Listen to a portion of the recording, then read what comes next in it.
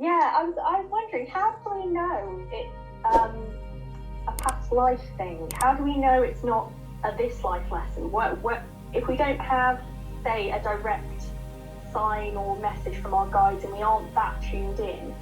How are we, as the kind of average like-minded soul, to figure it out? Brilliant question.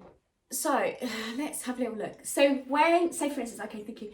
So with, say for instance, with myself, I had constantly had, they thought it was asthma in the beginning, okay?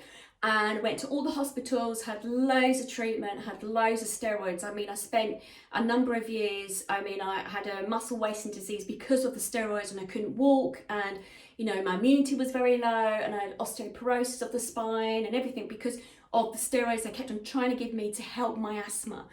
Saw a lung specialist and she said, I don't think it's asthma, I think it's something else. I think there's intense scarring on your lungs and we need to look at, you know, having, I think it was some sort of scan they did. And they found that the lower parts of my lungs were totally scarred and destroyed. And they said, by you having your condition, you must have been smoking like, you know, a couple of hundred cigarettes a day. I'd never smoked in my life.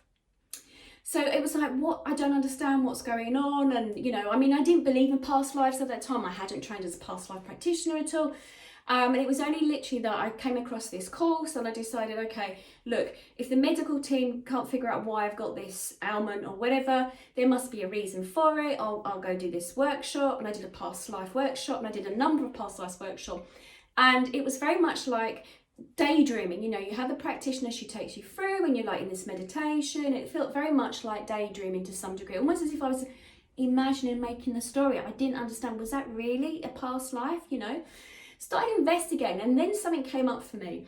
In one of my lifetimes, now this did make sense afterwards, and it was like, oh my God, there was many different past lives, but in one of my lifetimes, I literally was a chimney sweep, a little boy that was pushed up a chimney, and I used to clean up the chimneys, and it was like all the soot and everything had destroyed my lungs. And I'm like, really? And this goes back, I think it was Liverpool, that I'd been living in Liverpool, and I'd had a couple of members of people around me, and when the past life practitioner said to me, can you identify any of those around you? And I worked out that the partner I have in this lifetime was in that lifetime, I think Victorian times or whatever it was, and he was a money miser in that lifetime, and a little bit tight with money this time.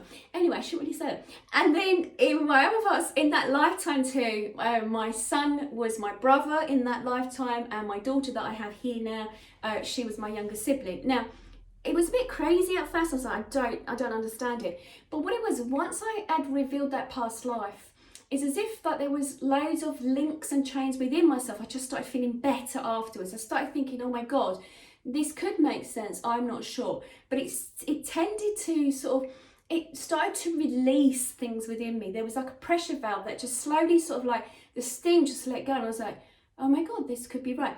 And there were other things around that past life that started making sense in this lifetime with the connections with the individuals. Now, with the woman, with the relationship, it was just that in this lifetime, yes, I mean, you know, I'm trained also with, you know, the NLP and cognitive hypnotherapy, and I'm trained as a counsellor, and we could look at the fact that these people were representing certain things in her life as well and everything else.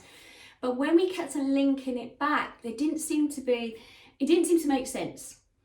It was only when we thought it could possibly be a past life, how that person keeps coming up in this time, or how this issue keeps being brought up, that when we looked at the past life, and I said to her, you know, be honest, if it doesn't make sense to you, and she's a very logical thinking woman, very practical, I said, if it doesn't make sense, we'll leave that angle, you know, we won't go down that path. And after, she's like, it does make sense. I can see them in that lifetime. And I didn't prime her. I didn't say to this is what I feel that you should be thinking this person's saying or doing, or who this person was in a previous lifetime. It just naturally came out of her mouth, and she was like, I can't actually believe what I just told you. So it made sense to her. So for me, I always say to people, let's look at the other angles first of, you know, what could be going on for you. And if we aren't getting anywhere in that, I always then say to them, shall we give it a go and see where you are in a past life?